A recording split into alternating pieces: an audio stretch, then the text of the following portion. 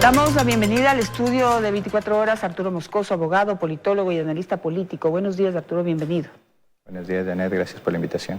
Bueno, pues ya están prácticamente las normas, las reglas de juego para las próximas elecciones. Quisiera una visión general primero de cómo queda el Código de la Democracia y qué cosas se mejoran de lo que teníamos antes.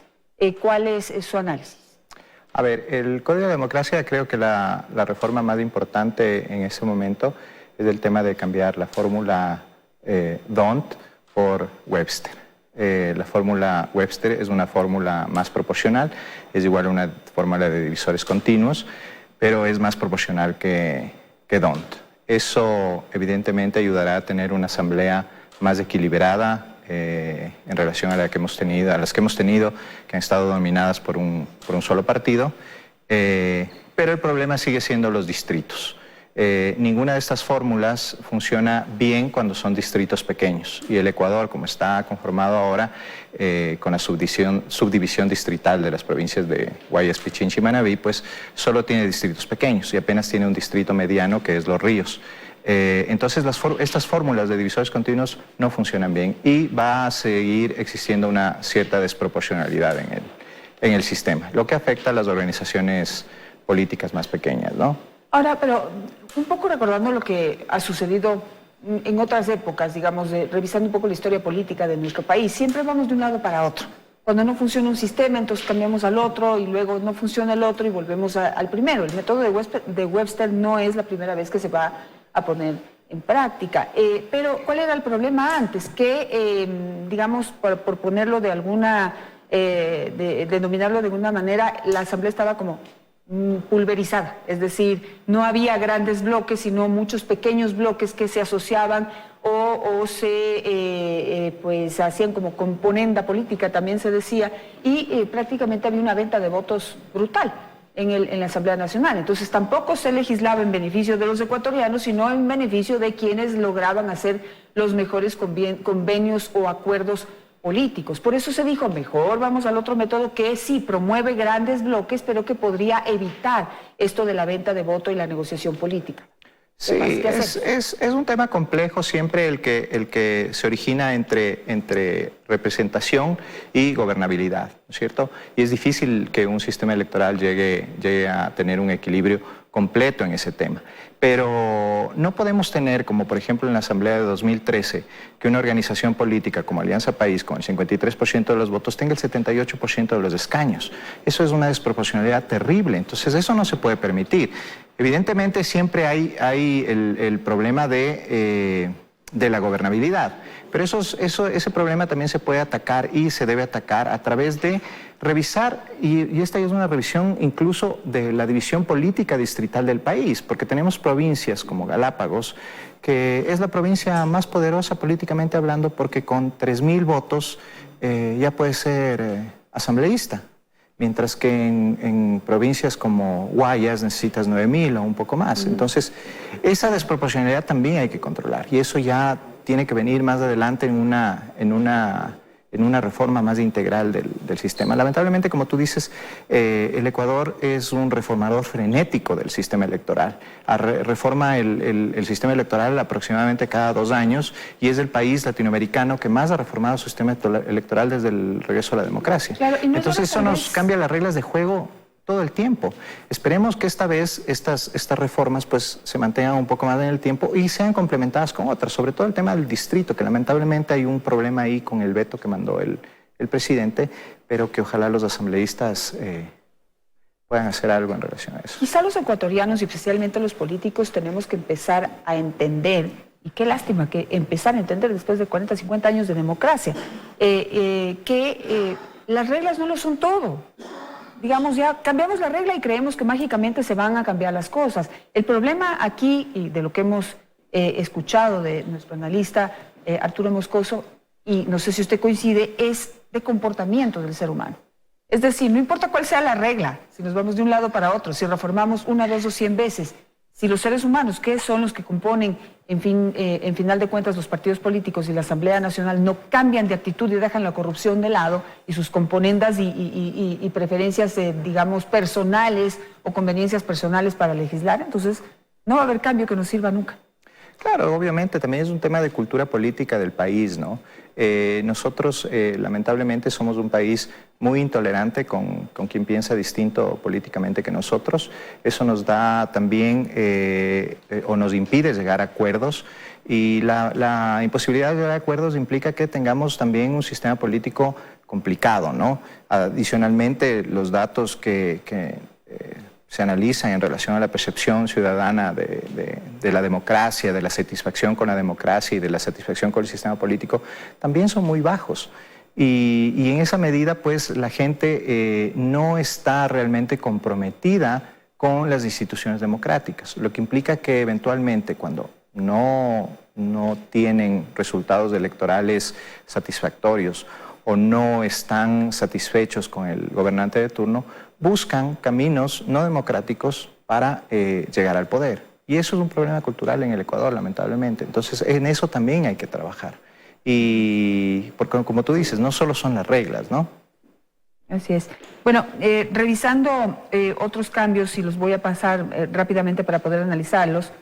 Bueno, se cambió el sistema de adjudicación de escaños, se estableció la obligación de hacer debates, la licencia para los candidatos a una misma dignidad, tiene que pedir licencia, renuncia si esta dignidad es distinta, lista única, mantener circunscripciones, controles financieros para evitar otro arroz verde, esperamos que sea suficiente, incremento de los topes de gastos y un padrón pasivo, facultativos. ¿Estas normas son suficientes? ¿Qué le faltó al Código de la Democracia? Bueno, a mí me parece que le falta el tema de umbrales electorales. Yo creo que los umbrales electorales ayudan justamente a controlar la dispersión en la Asamblea. Los umbrales electorales son un límite al que tiene que llegar un partido político para poder disputar escaños en la Asamblea, que generalmente el número usual en la mayoría de sistemas electorales del mundo es del 5%. Si tú no tienes el 5% de los votos, pues no entras a disputar escaños. Eso impide que entren agrupaciones políticas demasiado pequeñas que en realidad afectan al tema de la gobernabilidad. A mí me parece también que ciertas reformas, como el tema de la paridad en las listas que recién van a regir en el 2025, debían haber regido para el 2021.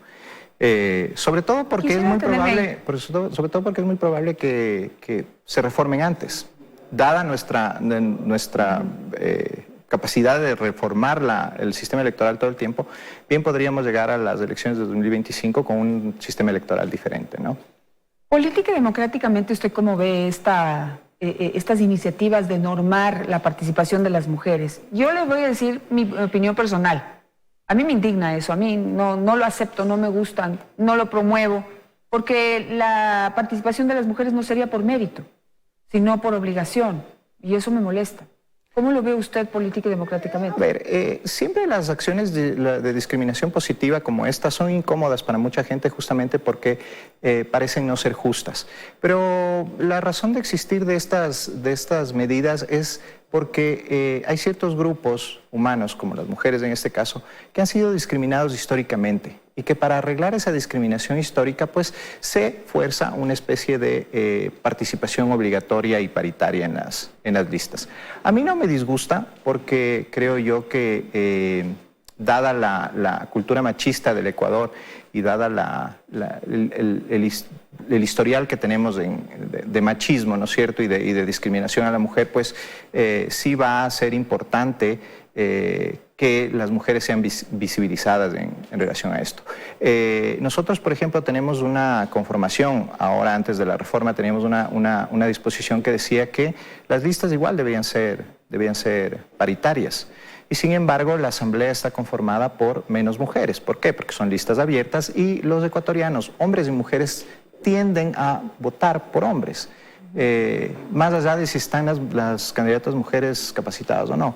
Entonces, sí, a veces son incómodas estas medidas de discriminación positiva, pero son necesarias para justamente darle a la mujer el espacio que se merecen en el escenario que sea, ¿no? Hay que tomarlo entonces de esa manera. De mi parte voy a intentar verlo de manera más positiva. No me convence porque las listas finalmente terminan con mujeres de relleno. y eso, como le digo, me indigna y me molesta. Pero hay que seguir trabajando también en que las mujeres se interesen muchísimo más en esa participación política y no solamente durante elecciones, sino, digamos, en el día a día de la política y los partidos en nuestro país. Quisiera pasar a otro tema, y es que, bueno, se han empezado a ver algunos resultados de encuestas. No voy a poner al aire ninguna porque todavía me parece muy temprano para poder definir tendencias, y lo que hace uno es empezar a apoyar a candidatos que dicen que están arriba y no sabemos si eso es verdad o no. Siempre el grueso de la opinión está en el no sé por quién voy a votar. Entonces me voy a centrar en eso. Pero digamos que lo que tenemos que ver hacia las próximas elecciones, y ya se empieza a ver en esas encuestas, y es que hay digamos, demasiados candidatos de todas las tendencias. Y eso finalmente termina, digamos, dando un resultado que no es siempre el real. Es decir, termina ganando el candidato que más porcentaje aglutina, pero que no es la mayoría, lo que pasó aquí en la ciudad de Quito. ¿Cómo lo ve usted? ¿Cómo podemos, pues de alguna manera, persuadir a los partidos políticos a que cambien de actitud? Bueno, ese también es otro problema de nuestra cultura política. En general, los partidos políticos en el Ecuador están estructurados a través de un caudillo, que es el que dirige el partido, y una serie de elementos que hacen lo que dice el caudillo. No hay realmente estructuras partidarias de políticos profesionales, ¿no? No hay carreras políticas. Entonces tenemos un candidato que ha pasado por varias candidaturas y que llega finalmente a tratar de postularse o a postularse para la candidatura presidencial. Como tú bien señalas, en este momento el escenario electoral está muy dividido. Es muy pronto para hablar de posibles resultados electorales. Tenemos al movimiento indígena muy bien ubicado. Para mí eso es apenas una subida como la espuma de la cerveza que terminará decayendo, porque los ecuatorianos no suelen votar por indígenas, ni siquiera los mismos indígenas, por eso siempre han tenido que ir en alianzas. Veamos qué pasa ya en el 2021, pero nuestros partidos políticos están estructurados de esa forma y lamentablemente, como hay muchos egos aquí, el tema de llegar a alianzas es muy complejo, ¿no? ¿Por qué es tan complejo llegar a alianzas en nuestro país? Porque si vemos lo que sucede en países inclusive en donde hay crisis ya de mayor violencia, confrontación que ha llegado a las armas, a la guerra, por ejemplo en un país como Israel, hay acuerdos políticos. Bueno, hay dos elementos aquí. Uno, como te decía, el ego de los políticos. Evidentemente nadie quiere ceder, todos quieren ser la estrella de las elecciones. Y el otro problema es cómo está diseñado también el sistema electoral para tratar de que los partidos políticos sobrevivan a las elecciones. Entonces, eso justamente es lo que genera que haya tanta dispersión. Si yo no voy a elecciones generales con mi partido político, probablemente me van a eliminar del registro. Entonces, tengo que ir a unas elecciones. Pero si van en hay un problema en el sistema, entonces, porque claro, si van en una alianza, el resultado en votaciones de esa alianza no beneficia a todos los partidos de esa alianza. Pero el problema es que estas alianzas no se traducen a nivel local.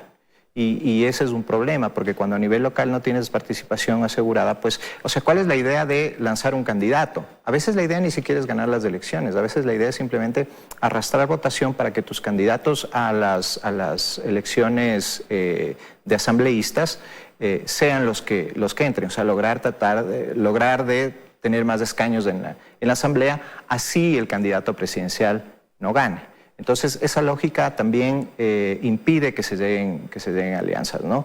Y sobre todo, ya te digo, porque es un tema mucho de egos, ¿no?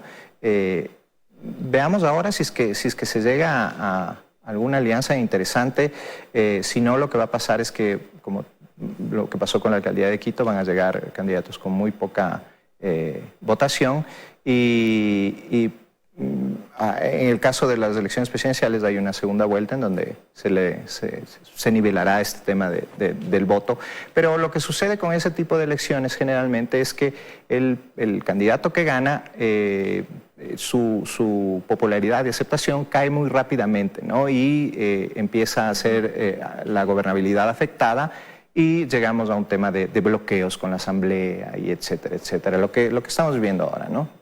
Claro, digamos, si recordamos lo que sucedió en la alcaldía de Quito, había demasiados candidatos de la facción de derecha o centro derecha y había menos candidatos quizás del otro lado, y UNDA estaba identificado con el otro lado, con un 20% de los votos gana las elecciones. Y sí, pues el sistema lo permite y gana las elecciones, pero hoy no tiene el apoyo que necesita para poder sacar adelante distintas iniciativas, y más bien hay un conglomerado que ya se está uniendo para poder revocarle el mandato. Entonces ahí no hay estabilidad política, lo cual también nos Exactamente, y eso muchísimo. justamente es lo que puede pasar en las elecciones presidenciales, más allá de si hay segunda vuelta, porque la segunda vuelta simplemente es coyuntural. Por alguien hay que votar de los dos candidatos que lleguen a segunda vuelta, pero eso no quiere decir que esos apoyos de quienes votaron por esos candidatos vayan a seguir permaneciendo en el tiempo. Y entonces puede pasar lo que está pasando ahora en la alcaldía de Quito, en donde hay bloqueos por parte del Consejo Municipal y las políticas y las decisiones que necesita la ciudad no se están tomando en mucha medida por eso y también por la incapacidad del alcalde, ¿no? Entonces, el problema es grave en relación al futuro político que se nos presenta en el 2021. Veamos si los candidatos que están sonando ahora son capaces de llegar a acuerdos, ¿no? Es muy probable que venga un outsider tipo Rafael Correa y sea el que aglutine los votos, porque un poco la gente ve a los mismos candidatos, a los mismos políticos y dicen, bueno, ya, veamos algo nuevo. Tenemos esa tendencia los ecuatorianos. Entonces, si viene un outsider con los suficientes medios como para hacer una campaña de posicionamiento interesante, bien podría resultar el ganador. Quisiera tocar ese punto porque es bien importante, sobre todo por la responsabilidad de los actos que de aquí en adelante, sobre todo en este año electoral, realicen los políticos. Tengo una mala sospecha, y es que, y usted corríjame, pero los outsiders casi siempre salen de momentos críticos en un país. Si hablamos de Rafael Correa, surgió, su figura se visibilizó cuando se derrocó a Lucio Gutiérrez. Ahora, en este último octubre, pues hubo esta crisis y pues el sector indígena como que se ha visibilizado también un poco más en materia política, pero siempre se habla de que puede haber una nueva crisis porque no vemos claramente cuál podría ser el candidato. ¿Cómo ve usted esto? ¿Este fenómeno en otros países ha sucedido? Es decir, que de alguna manera se provocan crisis para que surja ese outsider, o ese outsider puede salir ¿de dónde? Es que justamente, el tema de los outsiders está muy ligado al tema del populismo. El populismo es una estrategia política que justamente aprovecha estos momentos de coyuntura, de crisis, de conflicto, para empoderarse en un discurso cualquiera que sea, pero en un discurso maniqueo, en un discurso polarizador en el que se busca un enemigo, cualquiera que sea, la partidocracia, la oligarquía, los medios de comunicación, ¿no es cierto? Y que el líder de estos movimientos populistas, ¿no es cierto?, dicen encarnar una nueva oportunidad para el país. Siempre la idea de refundación, ¿no? Entonces, evidentemente eso puede suceder de nuevo, porque justamente, ¿qué estamos viendo? ¿Qué vimos en octubre? Vimos un país muy polarizado, muy polarizado. Estamos en una crisis económica grave, sobre la cual no hay todavía medidas, no se pudieron tomar las medidas que se necesitaban, y esto genera un escenario que bien puede ser aprovechado por un outsider que con esta estrategia populista de polarización, mensajes disruptivos, hay un problema también con la migración que puede ser aprovechado incluso por candidatos de extrema derecha, ¿no es cierto? O también por candidatos de extrema izquierda, ¿no es cierto? O sea, el escenario sí está como para que surjan candidatos extremistas con estrategias populistas, y eso es muy preocupante y peligroso, ¿no? Me voy a quedar con eso para que la audiencia lo piense, porque sería una gran irresponsabilidad que los políticos nos lleven a una crisis social para que de allí surja este posible outsider. Yo convocaría desde ya a no votar por él. Pero bueno, gracias Arturo por estar esta mañana con nosotros.